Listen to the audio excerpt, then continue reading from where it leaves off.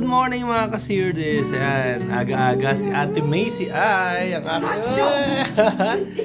Si Ate Macy's nagme-makeup na. Aking dalaga, oh. Na meron silang costume party today, kaya siya nagme-makeup. Halloween costume. Show it, show it. Put it on. Yeah, she drew that on a cardboard. And then she made a sharp fingernails. Where is it? Can you show it? Her face very white. Ate Macy, let's see what your comes up. So, she's not done yet. But she came up. So, behind that mask. Oh, wait. Oh, so hinahayaan nga namin siyang mag-decide kung anong isusuot niya and how she gonna looks like. Kasi nga, siya ay 11 years old na. I'm gonna make a thumbnail like this. Yeah. You put your hair like this to me. 6 hours later. Hello mga kasirdes! So today nga naganda si Mami ng special na food. We have lamb and wine. Why? What's the occasion? Ate Macy, what's the occasion? What's an occasion? Today is Mommy's and Daddy's wedding anniversary. Kaya ito. Yummy! Thumbs up! Thank you, Mommy, for nice dinner. Ganda na asawa ko. Oh. What was the food you brought? Okay mga kasirdes, katatapos nga lang namin maghapunan. So live update muna tayo. So nung September nag-start sila mag-school. Buong summer, hinahaya lang namin silang gumamit ng gadget nila. Tablet, telephone. So hinahaya lang namin sila. Then let's say 3 weeks ago, nakausap namin yung teacher ni Macy. She have problem of focusing nga. Kasi nga ay yata siya naka-focus sa gadget niya. So medyo napapabayaan niya yung kanyang schooling. So what I did is tinanggal ko yung gadget sa kanilang dalawa, hindi lang kay Ate Macy, pati kay Ayla. So magagamit lang nila yung gadget nila every Saturday. Only Saturday. So kasi nga talagang apektuhan yung school ni Macy, yung mga test niya, talagang bababa ng grade. Tapos sabi ng teacher niya hindi siya nagpo-focus. Kasi nung bakasyon, nung summer vacation ay talaga naman todo-todo sila sa pag-gadget. At natuto siyang maglaro ng Roblox, kung ano man yun. At kung ano-anong mga bagay sa internet. So nung nag-umpisa yung school year nung September ay hindi pa din niya matanggal yung kanyang isip sa gadget. So yun nga, yung mga early exam niya, mga early test niya ay talagang ang bababa ng grade. So kaya as a dad, I need to make action. Kaya talagang tinago ko yung tablet nila. At every Saturday lang nila pwedeng gamitin ang tablet nila and telephone nila. So talagang nakikita ko dun sa mga test points niya, naka-record kasi online, na talagang ang bababa, may pula, may yellow. Ibig sabihin pag pula, baksak. Pag yellow is yung pasangawa.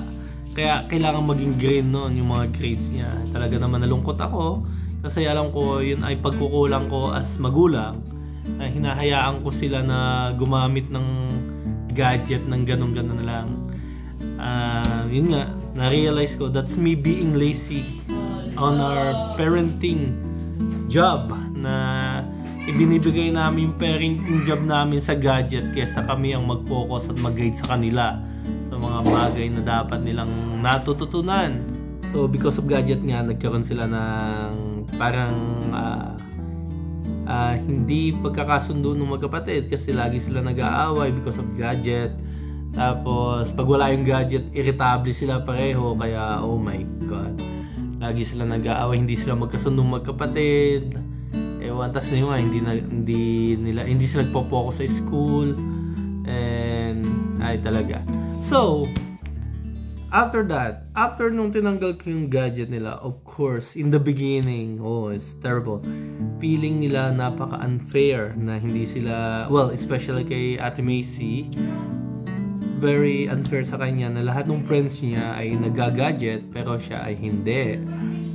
So, in-explain ko sa kanya na those things, especially yung mga sa mga games sa gadget, that's only temporary. Hindi yan ang focus niya, hindi yan yung dapat niyang ginagawa, na dapat hindi yan yung pinagtutuunan niya ng more time kesa dun sa school niya or something na real, yung hindi sa digital world, diba?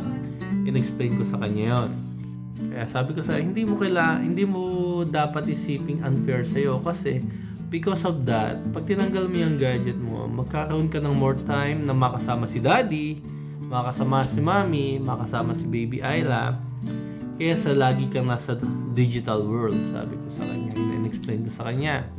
So the first day is difficult, the second day is naboard talaga siya, pero I told her, it's not my job na libangin ka. It's your job na libangin sarili mo. Look for something what to do.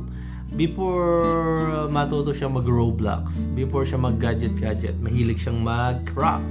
Mahilig siyang gumawa ng mga paper mache, mga mag-drawing. Talagang mahilig siya mag-craft artist baga. So, sabi ko sa kanya, you need to find something na maaaliw ka na ikaw ang makaka-discover. Hindi ko job yan. It's your job to entertain yourself, not me. Sabi ko sa kanya. Sabi ko kay Ate Macy.